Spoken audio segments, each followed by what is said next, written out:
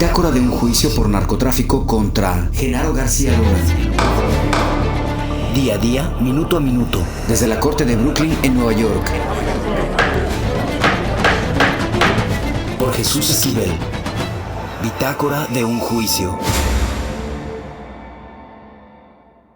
Esta semana, la última del juicio por narcotráfico en contra de Genaro García Luna, amigo, asesor, confidente, mano derecha y secretario de Seguridad Pública de Felipe Calderón, los fiscales del Departamento de Justicia presentaron a su último testigo de causa, Jesús Reinaldo Zambada García, el Rey Zambada, hermano de Ismael El Mayo Zambada García, capo de capos del cártel de Sinaloa.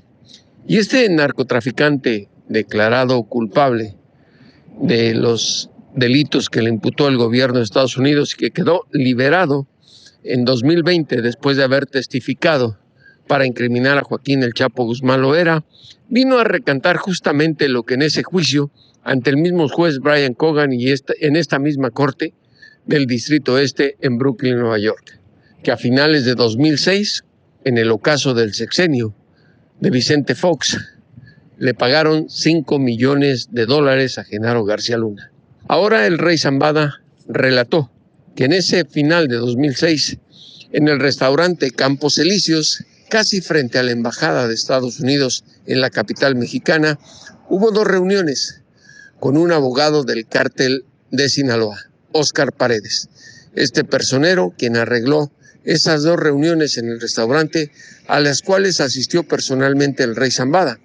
En la primera, dijo, preparó $3 millones para presuntamente pagarle a García Luna, quien llegó al restaurante minutos después de que el Rey Zambada se ubicara en el primer piso del lugar, donde había un bar y unas mesas. El personero o abogado del cártel esperó a García Luna en un segundo piso, al cual accedió a través de un elevador, y ahí le entregó presuntamente los $3 millones en efectivo, acomodados en un portafolio y en una maleta deportiva.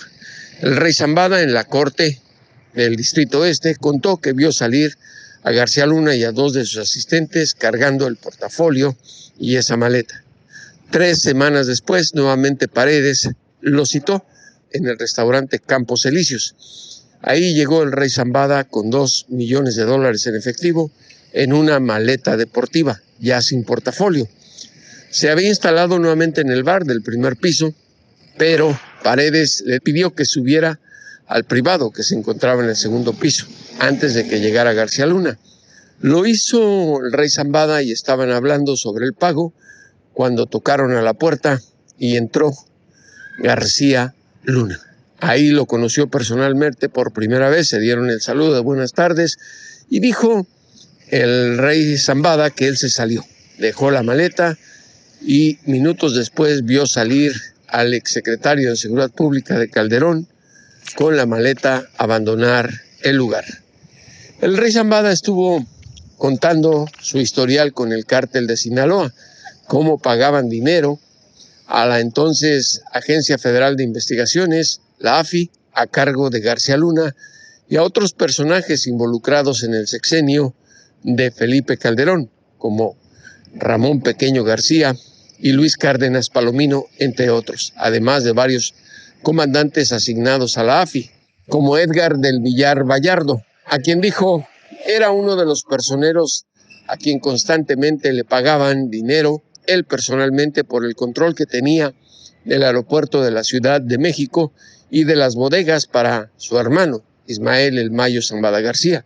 El Rey Zambada contó que ese dinero que se le pagó a Genaro García Luna a finales de 2006 era para que le diera protección a su hermano, a la fracción del cártel de Sinaloa que manejaba él y a la del Chapo Guzmán, para que no los investigara y los dejara trasegar tranquilamente cientos de toneladas de cocaína que llegaban procedentes de Colombia. Esto lo hacían mensualmente, por eso narró que ganaron miles de millones de dólares en efectivo en esos años bajo la protección de García Luna en el sexenio de Vicente Fox y después en el de Felipe Calderón.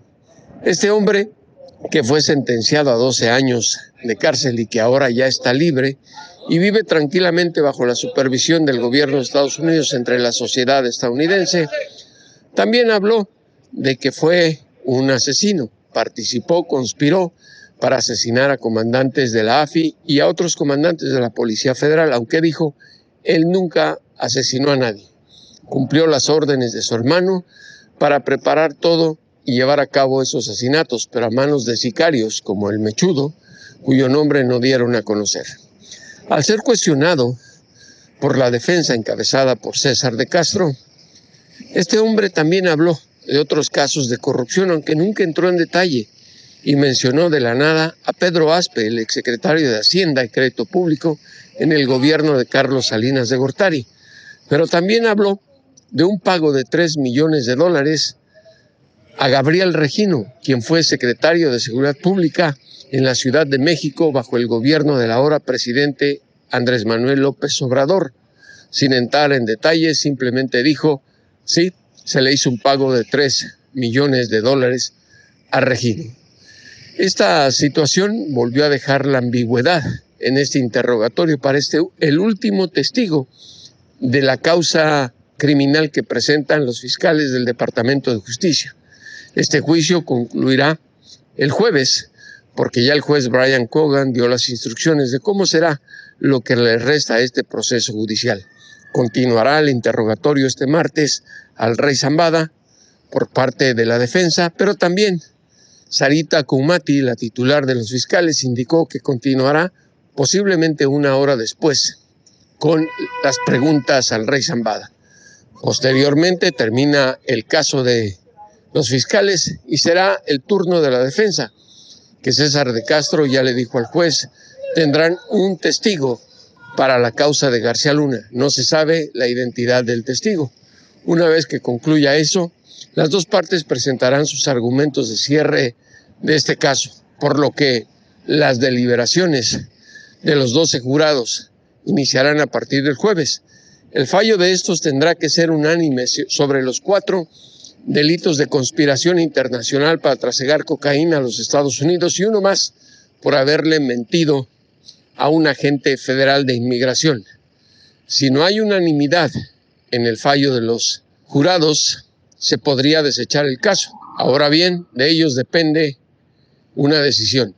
Si Genaro García Luna es culpable o inocente de los delitos que le imputan. Si se le declara culpable en cualquiera de los 4 delitos de conspiración internacional para trasegar cocaína a Estados Unidos y al Distrito Este en Brooklyn, Nueva York, García Luna enfrentaría una pena máxima de cadena perpetua o 20 años de prisión como pena mínima. Si es declarado inocente, saldría inmediatamente libre para ser entonces extraditado a México, donde se le solicita por delitos relacionados al crimen organizado, a narcotráfico, cargos por los cuales ya le tocaría a la Fiscalía General de la República procesar a este hombre bajo los detalles que ha dado también la Unidad de Inteligencia Financiera de los cargos y saqueo al erario por más de $600 millones, caso que está pendiente. Por lo pronto, esta fue la primera audiencia de la última semana del juicio a García Luna aquí en la Corte Federal del Distrito Este en Brooklyn, Nueva York. Esta es una producción de Fluxus Comunicaciones y Grupo Radio Centro. Audio Centro.